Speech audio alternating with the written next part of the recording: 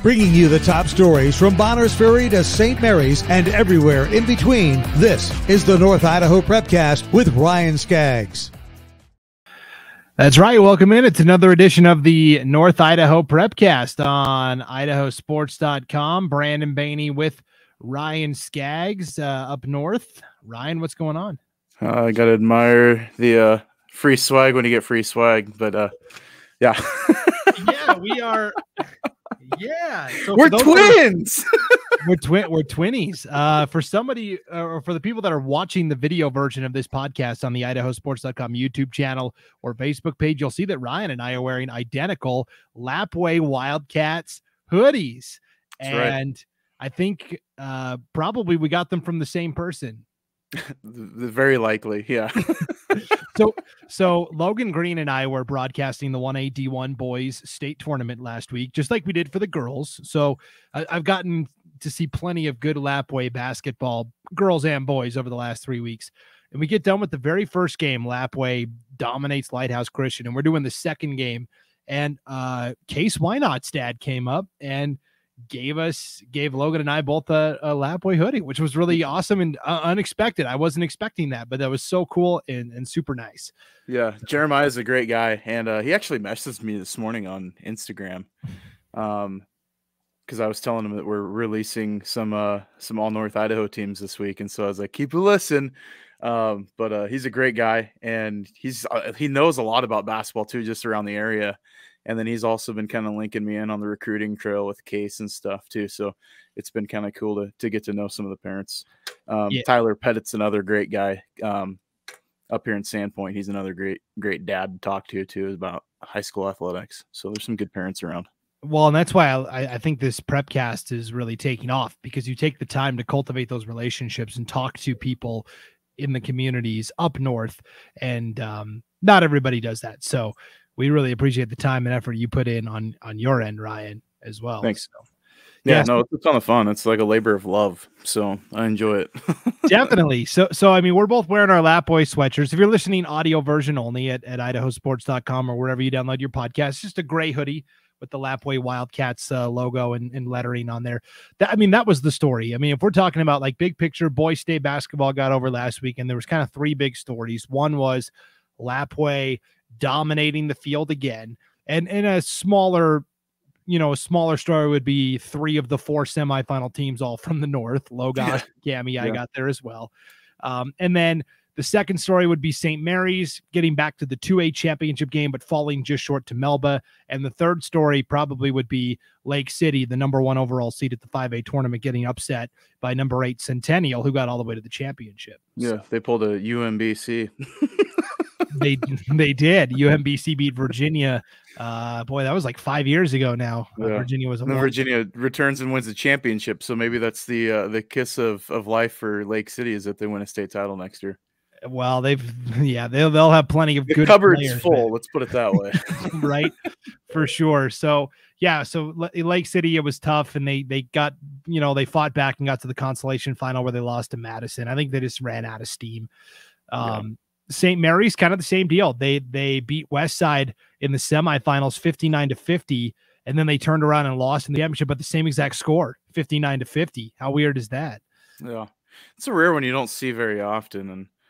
And for that St. Mary's team too, I mean, hats off. Those kids work their tails off between, Colby Renner and Grayson Sands and Tristan Gentry Nelson, and the coach does a great job with them too. And to get there again, and that was their fourth trip to the semis or fifth trip to the semis, something like that. So I think they've been there like 7. I think they've been there seven in a row. Yeah, it's like 7 or 8 in a row. And actually, now that I think about it, so yeah, it's crazy. It's a pretty gaudy stat to be that successful.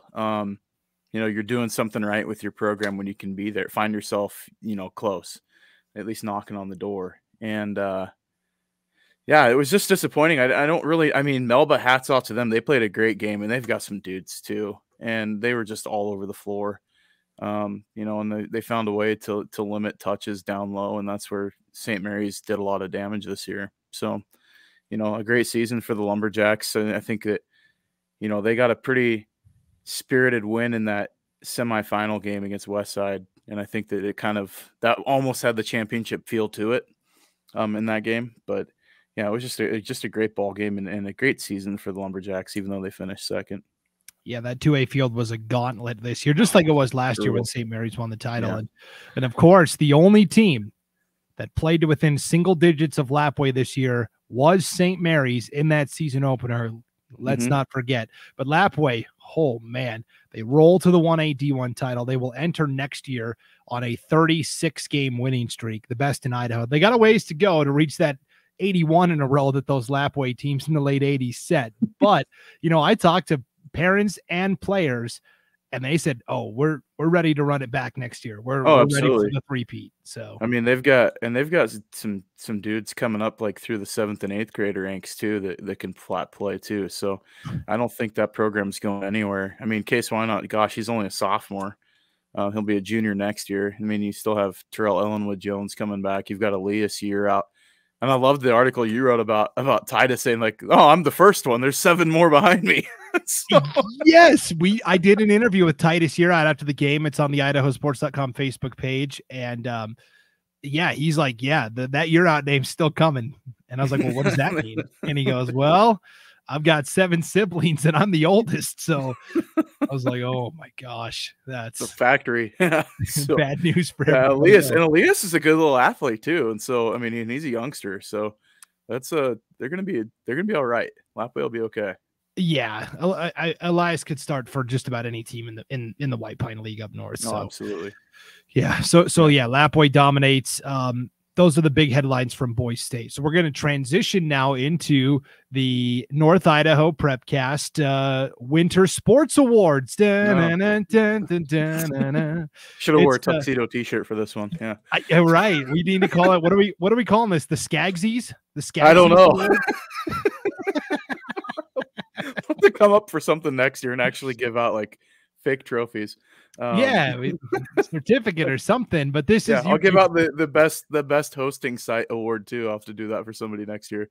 I mean, right. Sandpoint never did get me that apartment that I asked for up there during football season, so it's not something there's so much. But so you did this after football season. You kind of give us your all North Idaho football teams, and you've done the same now for the winter for wrestling and boys and girls basketball. We're going to start with wrestling just because state wrestling was 2 weeks ago. And we didn't talk about it too much because we had our live preview shows going on these last 3 weeks, but there was a lot of good individual performances. Yeah. I mean, right off the bat to me, Gunnar Julio becoming, I think only 4 players or 4 wrestlers this year accomplished the feat of 4 state championships in 4 years. Yeah. And that's such a rare feat. First, and people just don't really realize how hard that actually is to do. I mean, you've got a kid like Tristan Bremer from Lewiston, who we'll talk about, but he's a 4-time placer, 2-time champion, but he's like 2-time champion. He got a 2nd and a 3rd. And so, to do something like that is crazy rare, but to be a 4-time champion, to be the best in your weight class for 4 consecutive years is just absolutely an insane stat. And, hats off to an amazing career for Gunnar. And that Coeur d'Alene team, gosh, man, they were close. They were so close. And I said, everybody was thinking, Meridian's going to run away with it. And I'm like, not so fast. Like, if they can get the blood rounds, which they did, and they got help from Post Falls a lot too, which it brought Post Falls up in the rankings too, as far as finishing 3rd. But Coeur d'Alene just finishing, what was it, 8.5 points out, 9 points out. So yeah, they were right there knocking on the door. If they would have got, one more win, you can go back and pick individual matches, but there was a couple 5-6 matches between Coeur d'Alene and Meridian kids that if those two swung, it would have given Coeur d'Alene the title. Yeah, we talked about how Coeur d'Alene and Post Falls were going to have to kind of team up to take out Meridian, and it very nearly happened. You are very prescient on that front, Ryan. So let's and again, if you want more stats, like, hey, what percentage of 1 seeds actually won state wrestling? Dude, Al Fontez's article is amazing. Yes, on our site, IdahoSports.com. Al Fontez did a deep dive into all the numbers. He listed all of the the 4-time placers, the 3-time placers, 2-time placers. If you were a senior, he gave those seniors some recognition, but man, he really dove inside the numbers, 5A all the way down to 1A. And that's on our website, IdahoSports.com. You definitely need to check that out for sure. Yeah, absolutely. It's a great read. And we're lucky to have him on our writing staff. That's for dang sure. Yeah, he's good one. That's for sure. Okay. So let's start with your Outstanding Wrestler of the Year award. And this is actually going to be shared by two teammates. It's Gunnar Julio and Rylan Rogers of Coeur d'Alene High. Yeah, those two. It was hard to pick one because they both had such incredibly, you look at Gunnar's career, it was so dominant. I mean, four champions this year. He only had 2 losses on the season. Rylan, had 1 loss on the year, which happened back east in Ohio at the Walsh Ironman. And he won the Buchanan down in California. I mean, you look at all of these accolades for both of these kids and young men, and they're just great. They're great young men. They're just good kids too. But just such an awesome career and amazing year for both of those wrestlers. It was hard to split the vote, one way or the other with these two guys. So I had to give it to them both. And Rylan Rogers, he would have been a 4-time state champ in Idaho, but he wrestled this without a doubt. Yeah, back east in New Jersey. He would have been, if he could have wrestled in 8th grade, he would have won it as an 8th grader. Right? Was that in New Jersey or Pennsylvania? He was wrestling at Blair Academy back in New Jersey. Okay, New Jersey, yeah. And of course, he's moving on now to Michigan to compete in wrestling. Who won the Big Ten title, so he will be wrestling for the Big Ten champion, defending Big Ten champion Michigan Wolverines. I mean, pretty consistently, the powerhouse wrestling programs all come from the Big Ten: Iowa, Nebraska, Minnesota. I mean, you look at Penn State is like the New York Yankees of college wrestling right now. So, no doubt. So he gets a chance to write his name in the record books for Michigan, and he's gonna go on to do some great things. For sure. And Gunnar Julio going to play football for Carroll College up in Helena, Montana. So, and again, if you're watching the video of this, IdahoSports.com YouTube channel or Facebook page, we're going to have these award winners on the screen in text. If you're listening along, we will just say them out loud. They're on Twitter too. So I have the wrestlers up last night, and I'll have the basketball teams up today. So okay, give us the plug. What's your Twitter? At Idaho Game Night, which is on Twitter. I'll have those posted there. The wrestling one's up, and I included the honorable mention wrestlers as well, which we will not talk about. So that's kind of a Twitter only special there, but I got to give credit where credit's due, because there's a lot of good kids that didn't make the first and second team, but still had great seasons. So exclusive content. I love it. That's good stuff. Yeah. Go follow on Twitter at an Idaho Game Night. Yeah, no doubt. All right. Our coach of the year for wrestling. No surprises here. This guy has won a lot of coaches. He's such a good dude too. I don't know if you've had a chance to talk to him too much, but Pete is such a great guy. I'd love to bring him on the Prepcast just because he's entertaining to talk to. He's got stories about everything. But he's a great coach and a great leader of men. And it was funny. I could have easily chose Coach Moffitt and everybody at Coeur d'Alene, but Pete, with what he did with the kids that he had, they were so young, and they were, a little concerned right at the beginning of the season, and they just went on an absolute tear down the stretch. They beat Coeur d'Alene in the duel. They won the district title, and then went into state and finishing 3rd. So, hats off to Post Falls, but Pete Reardon did a great job with his program, and that team is not, they're just reloading too. I mean, them and Coeur d'Alene both are going to be on the top of the podium next year at state. Yeah, for sure. So Pete Reardon of Post Falls, our coach of the year. And now we're going to get into the all wrestling first team. I couldn't fit everybody on one graphic here, Ryan. So we're just going to go weight by weight. But we could have had it scrolling like across the bottom, like the stock market. But that's all right. Yeah. So each block of text I'm limited to 200 characters. So each of these was about 2 or 3, but you want the scroll, you've got the scroll. There it is. The all wrestling first team. Yeah. So you got Ryder Seguin from Post Falls, is state champion at 98 pounds. First team, Zach McDonald from Lake City at 106. Wyatt High from Kellogg, first team at 113. Hoyt Haas, the youngster from Lewiston, a state champion at 120 pounds. Blaine Leonard from Lake City at 126. Tristan Bremer from Lewiston at 132. He's a state champ as well. The small school guy. Sorry, go ahead. That's the last one I've got on this slide. So let's talk about that first group. Yeah. So in that first group from 98 to 132, I mean, you've got 4 state champions between Seguin, McDonald, Hoyt Haas, and Tristan Bremer. 2 Lewiston kids at Post Falls, Lake City. You got a small school kid in Kellogg, Wyatt High there, who had a great season. He was runner up in 3A.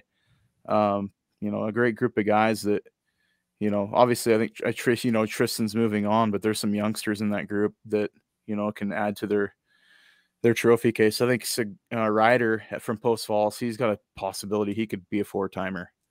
He's a great wrestler. He's a little guy, but he's a great wrestler, and I don't think he'll be above 106 or 113 next year. So he's going to stay on the bottom end. Hoyt Haas, I talked about in our last Prepcast. I don't know if you guys talked about him in the wrestling preview show. I can't remember, but I said that was my dark horse to win the state championship at that weight class, and he indeed won it. So I want to take credit for that one. But he's had a very, very well noted wrestling career so far, especially as a youngster. And he's going to do some really good things for the Bengals. He's a great kid. Yeah, it's going to be super exciting. All right. So the next group of wrestlers we have here is 138 to 195, and then we'll wrap up. This is a huge group, and you're going to notice a lot of notable names here. 138 pounds. So starting off with the 2A wrestler Darren Cross from Clearwater Valley was a runner-up at 138. Porter Craig, the transfer into Coeur d'Alene, won a state championship at 145 pounds. Had an amazing tournament run. I think it kind of really didn't get a lot of notoriety, but what he was able to accomplish was crazy. DeMarco Piazza from Coeur d'Alene, first team at 152. Sebastian Prangley from Coeur d'Alene at 160. We talked about Gunnar Julio at 170 pounds, 4-time state champ.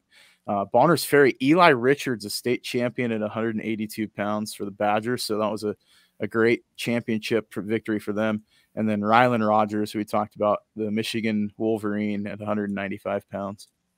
A lot of Coeur d'Alene Vikings in this group. Well, there's a lot in this group. You're right. There's a lot of guys. And where did Porter Craig, did he come from another state? I'm trying to remember. He's from Spokane. He from Spokane to Coeur d'Alene last year. So yeah, cool. He came in and he had a great season, and he was a champ in Washington. So he'll technically be able to win. You know, he won, I think he was a 2-timer, but got one in Idaho. So yeah, that's awesome. Hats off to him. All right. And then our last two categories here, 220, 285. Yeah. So 220 got Jackson Richter from Bonners Ferry, and then 285 Robert Storm from Lewiston, who's a guy to keep an eye on too, not just in wrestling, but in football. He's a great lineman for the Bengals, but he's going to be back, and he finished 3rd at state, had a great season, kind of quiet, under the radar type kid, but a hard worker. And if you follow him on Twitter, dude can lift too. So he moves weight around. So I expect to see him back and competing. Awesome. All right, let's get into your all wrestling second team. And again, it's pretty much one guy per weight class. This first group again is going to be 98 to 132. Yeah. So Christian Kelly from Coeur d'Alene, Ethan Wilson from Post Falls at 106 and 113 pounds. We've got Zach Campbell from Post Falls. You're going to see a lot of Trojans here.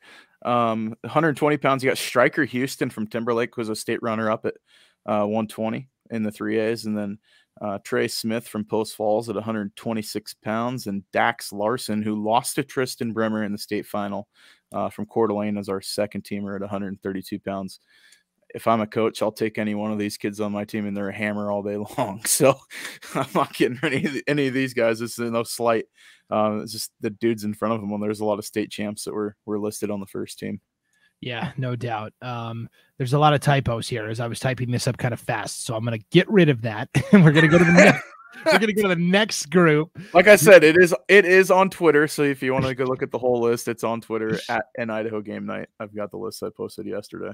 All right, next group is 138 to 182. So 138 second teamers, Seth Martin from Post Falls, Mason Keogh from Coeur d'Alene at 145, John Rudabaugh from Post Falls at 152 pounds, Tyson Tucker from Potlatch quietly had a great tournament at 160 pounds for the Loggers, Jose Laguna at 170 for Post Falls. He had a 4th place finish at state, did really well. Gentry Smith from Post Falls was in the top 3 at state at 182 in the 5As. And then James Billingsley from Timberlake had a great tournament for the Tigers and finished 3rd in the 3As for them.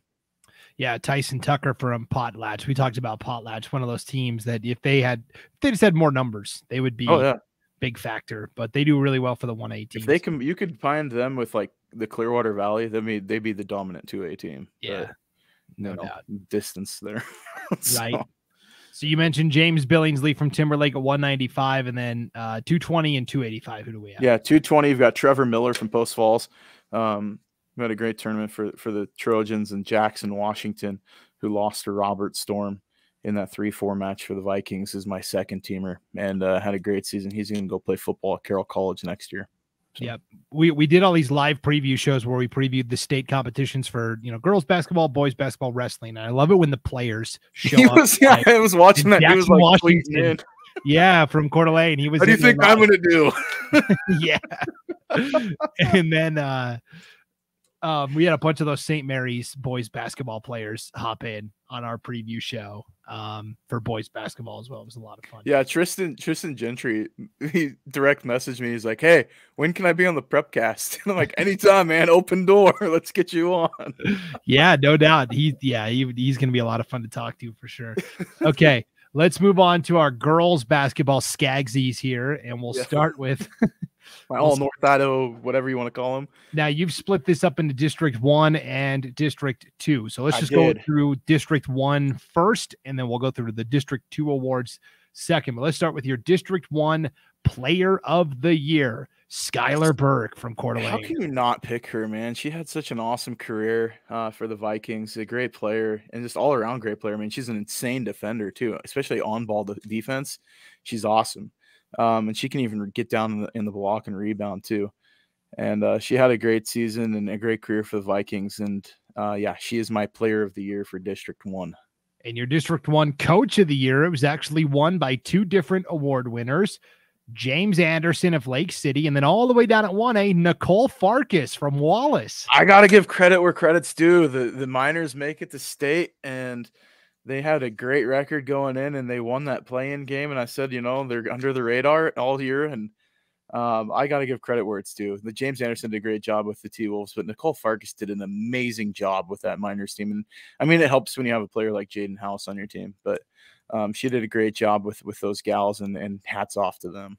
I had so much fun talking to Coach Farkas because, again, I did the 1A D1 tournament and Wallace was there, and getting to talk to her, and they were so excited. Wallace hadn't been to state since like 2008 or something like that, and all of her family lives back in Minnesota, and they were all listening to the broadcast. Oh, that's awesome. On IdahoSports.com. So I got great feedback on that as well. So that's fantastic. That's awesome. Kudos. Okay, here is your District 1 first team.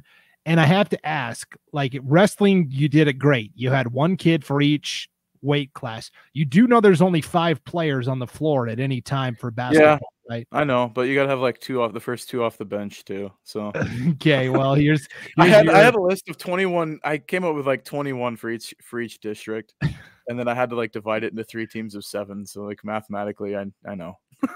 here's your overloaded District 1 girls basketball first team. Okay, then tell me who would you leave off then? Come on. So I'm not. I know it's not your award to give, right? Right. I do it how I want. This is how wrestlers do it, right? Okay. These aren't the Bainies. These are the Scaggsies. So I've got Skylar Burke on the first team. Haley Cheney from Kellogg had a great season and a great career for the Wildcats. Kendall Pickford from Lake City. Capri Sims, we know what she did at Post Falls, had a great career there, and is doing great things for the Trojans. She's only a junior too, I believe, so she'll be back. Addie Kiefer was lights out for the Lakeland Hawks. One of those players I think kind of flew under the radar just because they weren't having the success that people expected for Lakeland. But she had an amazing career for the Hawks and did a great job for them, and a phenomenal volleyball player too. Jaden House from Wallace and Maddie Simons from Coeur d'Alene round out the first team for District 1. And what a list that is. That would be tough for me to make cuts, so I'm not going to. I told you. It's like, now you know where I'm at. I'm like, I can't. Let's go to your second team for District 1, and this one also pretty solid. I want to see these two teams play each other, to be honest with you. So, second teamer, I got Cameron Pickford from Lake City, Trinity Nichols from Post Falls, Sophia Zufelt, point guard. She's a solid ball player for Lake City. Avery Waddington, only a sophomore on the list too for Lake City. She can shoot the 3 ball. Madison Mitchell from Coeur d'Alene didn't get a ton of notoriety. I'm not kidding you. I watched Coeur d'Alene play a lot, And Madison Mitchell may have been the best on-ball defender I've seen anywhere in a long time. And she can shoot pretty well too, but she's a great distributor at point guard and just an amazing defender. And I believe she's only a sophomore too. And then Daly Driggs from Sandpoint and McKenna Cronenberg from Timberlake round out the second team. I will have an honorable mention posting on my Twitter page too, because there are some great players still left out that are out there that do need recognition because it was hard to make cuts. Yeah. But, yeah. For sure. All right. Well, let's move to your District 2 Girls Basketball Award winners. I'm going to get some noise on this one. Let's start with the Player of the Year. Certainly raised my eyebrows, but a good choice. Kristen Wemhoff from Prairie. She was the Player of the Year in her conference. She was. If you look at points per game, I mean, and I'm going by the regular season and postseason, not just postseason, because you could easily choose Jordan McCormick-Marks or Grace Sabota. But Kristen Wemhoff had a great season. She was averaging, I believe, over 23 a game during the season. I believe she had double-digit rebounds too. Yeah, just a great job for the Pirates, and state runner-up, which she'll be back. She's only a junior, so we'll be seeing her again playing repeat. But that it was my pick, and it was really hard because I could have gone with Camden Barger as well from Coeur d'Alene or from Grangeville, or Katie Wessels. So there's some great ball players, but I went based on averages and everything, and that's what it came down to. Okay, it's a good choice. She was a great point guard and so good at basically getting the steal and then being a one-woman fast break. Yep. So she'll smoke anybody down the court, and I don't know as far as athletes go, she's pretty dang good. Right. Okay, District 2 Coach of the Year for girls basketball. No surprises here. Ada Marks from Lapwai. Yeah, I mean, how do you? Yeah, that's part of the reason we've got the sweatshirts. But yeah, how do you argue with that one? I mean, Lapwai hit a couple struggles in the middle of the year, and then just rallied down the stretch and blew the doors off of the competition, including the championship game. And yeah, so Ada Marks definitely my Coach of the Year for District 2. And that's no disrespect to anybody else, but she just did a great job with that group of ladies riding the ship after a couple of tough losses. Yeah, I mean, delivered a title as well. So yeah, that helps. Right. Okay, here's your District 2 first team all-girls basketball Scaggsies Award winners. Jordan McCormick-Marks from Lapwai could have easily been the Player of the Year. So could have Grace Sabota, but they're both on the first team. Katie Wessels from Lewiston had a great season. Kristen Wemhoff from Prairie, who we mentioned, and Tara Schlater from Prairie as well. Included Camden Barger from Grangeville. I don't know why I keep saying Coeur d'Alene. Grangeville. She had a great season for the Bulldogs. And Erin Morgan from Kendrick round out my District 1 first team. And that's a pretty solid group too. And it's almost like this is 1A and 1B. I look at it, it's like there's not much separation between first team and second team in this district. Right. Okay, so let's take a look at the second team. Yeah, Zacchaeus Green. Zacchaeus Green she's a stud for Lapwai. Yeah. Bailey Vanderwall for Grangeville. Kennedy Kirk for Deary had a great tournament, especially her postseason numbers were lights out. Peyton Watson from Moscow. Macy Smith from Grangeville. And then quietly, who had great seasons, they were first team all conference picks. Isabel Monk and Isabel Rash from Troy and Genesee and Troy. Both round out my second team, and there's some other good players out there that will be on the honorable mention list as well, like Lauren Gould and Araya Wood from Deary and Morgan Blazard from Troy, another player that had another great season too. So there's some players kind of sitting on the fringe that could easily been on this list too. Yeah, it's a tough list to cultivate for sure. Let's move to boys basketball. And this is the freshest in our minds. We just had state last week, and again, you did District 1 and District 2. So your District 1 Player of the Year, an underclassman, Colton Mitchell. No surprise. Come on, Colton Mitchell from Lake City. Dude, he's a freak. Colton Mitchell, one of the better guards in the state of Idaho, and a great just floor general. But he can produce on the floor too, as far as points go. He may not have had the greatest postseason as far as state tournament goes, but his regular season numbers were gaudy and in a tough schedule. And he played some great games. But yeah, Colton Mitchell is my District 1 Player of the Year. And I believe it's deserved. I mean, I look at some of the other guys on the list, and I'm still probably, if they're in a lineup and I have to, pick on the playground, I'm probably going to take him first. Yeah, I thought last year as a sophomore, he was the best player in the league. So yeah, he was league player of the year last year, I believe. Yeah. Okay, here is the District 1 Coach of the Year. And again, this is shared by a couple of award winners. I liked this. You kind of went off the traditional path here. I did. Nathan Williams. Everybody would assumed I was going to go with like winger from Lake City. No, Nathan Williams did a great job with Bonners Ferry this year. You talked about how the title keeps rotating between all the teams, and it was Bonners Ferry turn to win it this year. And, he delivered with the Badgers and got that league championship and got his team to state. And then Brian Chase with St. Mary's has done such a good job with that team, and a state runner-up and making it to the fifth straight state eighth straight state semifinal. Just does a fantastic job with the Lumberjacks down there. And hats off to these guys. They earned it. They really did. They did great jobs. Yeah, I think those are both really great choices. And one thing about Nathan Williams too, he does such a good job handling his bench. I think that gets overlooked a little bit because they are a deeper team.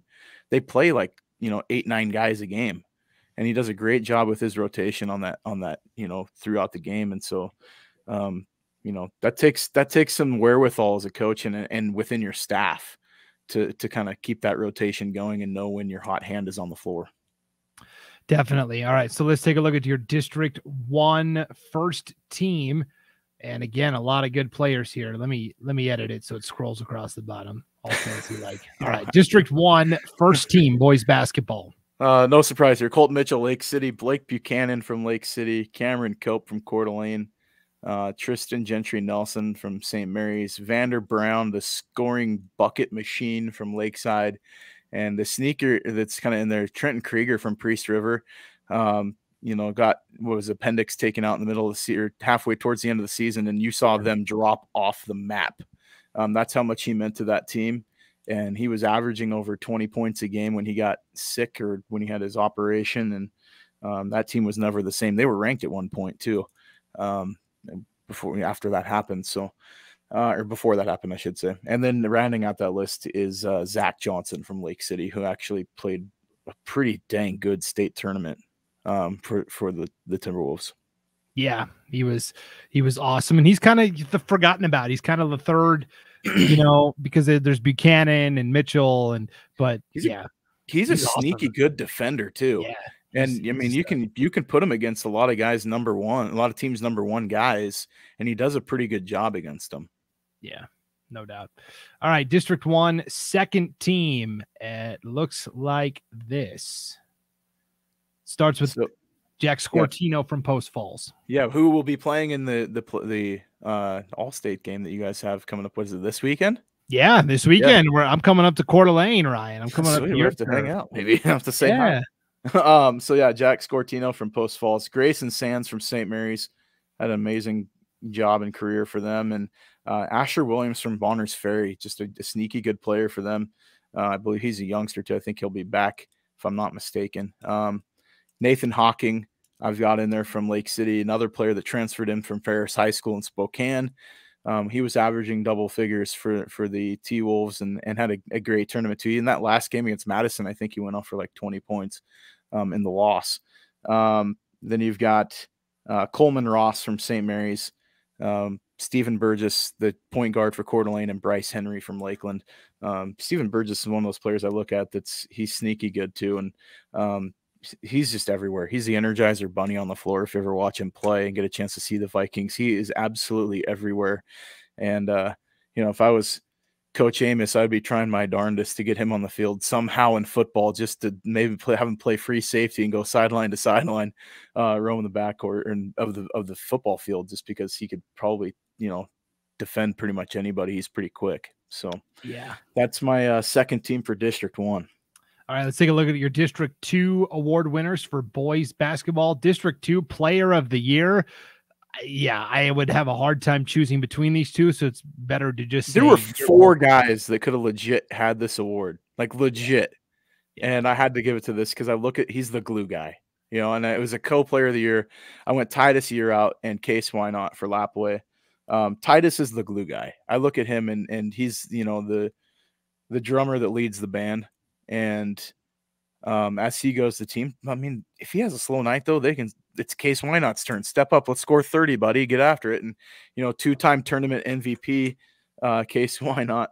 And he's only a sophomore, but Titus had an amazing career. He's going to go play basketball for the Vandals.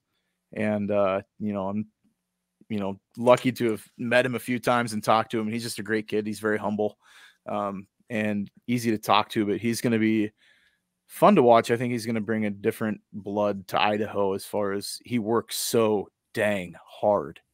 And I think people don't really realize that when they see him is how much effort and work he puts in the gym to better himself, but also better his teammates too. And so, you know, hats off to those two young men, very deserving as my co-players of the year. Yeah, Titus Year Out. Two quick things because I talked to him after the championship game, and he said, you know, when I was a freshman and sophomore, I led the team in scoring, and I was, you know, scoring 25 points a game, and, you know, we finished second and third. And he said, so my junior and senior year, I said, let me be more of a facilitator. Let me set up other guys. And you saw the team success go through the roof. So Titus Year Out sacrificed his scoring numbers. His numbers could have been gaudy. And he sacrificed that for the betterment of the team, which I always thought was really awesome. And despite that, he still crossed 2,000 career points at the state tournament in that first round win over Lighthouse Christian. So it was a pretty cool deal for Titus Year Out. And second thing, we're recording this on Wednesday afternoon. Do you know where Titus was today, Ryan? Where? He was in Boise. He was watching the Big Sky Conference tournament. The Vandals tipped off at 9:30 this morning and lost. But that's where he was. So we found out, Logan and I, because his mom was sitting right next to us during that first Lapway game at state, but like Titus Year Out and Jack Payne from Hawaii are like best friends. Yeah, they're great friends. Yeah. And the whole Year Out family like stayed with the Paynes while they were down there for state in Boise. Oh, that's awesome. So today Titus and Jack were at the Boise State game, and maybe some other players from Hawaii, but so Titus hung out for an extra day or two down there in Boise so he could watch the Vandals play. Awesome. Yeah, and Jack's going to what, Colorado State? So, yeah. So pretty cool. He can go be a thorn in the side for Coach Rice. You're right, for sure. Okay, District 2 Coach of the Year, no surprise, Zachary Eastman from Lapway. Just incredible, undefeated season, 2 titles in 3 years now for Coach Eastman. Really cool. Yeah, and I had a chance to message him, and I congratulated him on his championship. And, you know, he was super thankful and grateful for, you know, what we do and a lot of the other media outlets in the state do for bringing recognition to his kids. And that was something I complimented him on, that he does an amazing job of, as he advocates for his players by getting the notoriety from tiny little Lapway, Idaho. He's getting eyes on his kids. And, you know, you get Titus, who goes to University of Idaho, and you've got kids like Case Why Not that have, you know, Washington State's, Pepperdine, schools like that are checking into Case. And, you know, that we'll see what comes of it for him. But, you know, he could be making a bigger splash than Titus, and that's a pretty big deal for Titus to be playing in the Big Sky next year. So Coach Eastman does a great job and really expects the best for his kids, but he also creates a fun environment by having like slam dunk contests, all sorts of stuff in practice that if you don't follow the official Lapway Wildcats Instagram page, it's a good follow. It really is. They seem to have an absolute blast. And he said that the one thing that he noticed that was the coolest thing about his kids is that they win the state championship on Saturday. And on Sunday afternoon, they texted him saying, "Coach, can you come unlock the gym for us? We're not done playing yet." So that's awesome. When you have kids that are willing to jump back in the gym and play for you like that fast without taking a break, you're doing something right. Yeah, that's really cool. So well-deserved, our District 2 Coach of the Year. Here's your District 2 first team for boys basketball. And no surprise, Titus Year Out at the top. Yeah, Titus Year Out. Jace McArcher from Lewiston, great player. Doesn't get talked out of the ton, you know, just because the Bengals missed the state tournament. Case Why Not from Lapway on the list we talked about. Jamari Simpson was the 4A player of the year in the IEL. He's a great player, man. He can shoot the lights out. Braden Forsman from Lewiston, another big for the Bengals. It's solid. And then you've got Terrell Ellenwood Jones and Cross Taylor from Lapway rounding out that list. I mean, that's a murderer's row of players that I would take that list of kids against anybody. Yeah, that's a good list. Your second team full of Cami Cubs, I noticed. Yeah. So, I mean, it was hard to ignore what some of these guys had done, but I did include Ty Hambley from Highland, who was the 1A D2 White Pine Player of the Year. Great season for him, and did a great job up there for the Huskies. David Clue from Cami, Luke Crow, Everett Skinner. I mean, take your pick. Who's going to go off on a given night for the Cubs and led them to a state semifinal and a second place finish. And, you know, any other year without that Lapwai team, that Cubs team probably brings home the championship. If you look at the record, if you remove Lapwai from their schedule, they only had 3 losses on the year. So you lose the Lapwai 4 times in a season. It doesn't do you a lot of wonders, but a great group of kids. And then you got Will Casebolt from Logos, who you got a chance to see at state. He's a good player. I mean, he's a good kid and a good player. And then they had Zach Rambo from Prairie, another good player. That kid, you know, against Lapwai, against that defensive team, he went off for 20 a couple times. A good player for the Pirates, and he does a great job for them. And then Ty Kep from Kendrick, the youngster. We talked about him in football, but he's going to be probably just as equally dangerous on the basketball floor once he gets his legs under him. Yes, for sure. One quick note on Cami, that trio. I talked to head coach Aaron Skinner before state. His son is Everett Skinner, and he sent me a follow-up email yesterday, and he said, "Hey, I tuned into the preview show, the Prepcast. Thanks for all the nice things you said about us." He said, "We were really proud of the way we went down and competed, and that loss to Lapwai in the championship was by no means a blemish on our season." Yeah, and I think so too. Absolutely. I think Cami had a great year. Yeah, they had a great season. I mean, like I said, any other year without that Lapwai team present, they're going to win the championship. That's a great team. It's just that Lapwai team is a generational team. Yeah, it's tough. So, all right, our first annual Scaggsies Awards in the books. I liked it. It was a lot of fun. Thank you for all the prep work and legwork you did on releasing these teams. And if you want to see the full list, including the honorable mentions, go follow at Idaho Game Night. That's the North Idaho Game Night Twitter account with Ryan Skaggs. So yeah. All right. Well, that's all I've got. Yeah, that's more than enough. Trust me. We are my breath, right? we usually set about half an hour for these things. We went a little over 40 today, but we had a lot of good content. So yeah, I think it's so good we could take a week off. Yes, I was just going to say that we're in that weird part of the season now where spring sports is kind of starting, but weather really wipes a lot of it out. So we did this between fall sports and winter sports. We kind of took a week off to decompress and just take a week off. Let's do the same thing. Let's take a week off. We'll come back in 2 weeks. Spring sports should be unthawed by that time, and we can kind of talk about what's going on in the spring sports. Yeah, because I'll give you a preview. The Lakeland track team is fast. Yeah, shocking, right? Yeah. I don't know if you saw some of those 40 times that Coach Etch is posting, but good grief. Yeah, it's pretty. So we'll be talking about them a little bit this year. Definitely. All right. Well, thanks for tuning into the North Idaho Prepcast. We'll see you back here in 2 weeks for Ryan Skaggs. I'm Brandon Maney. We'll see you next time on Idaho Sports.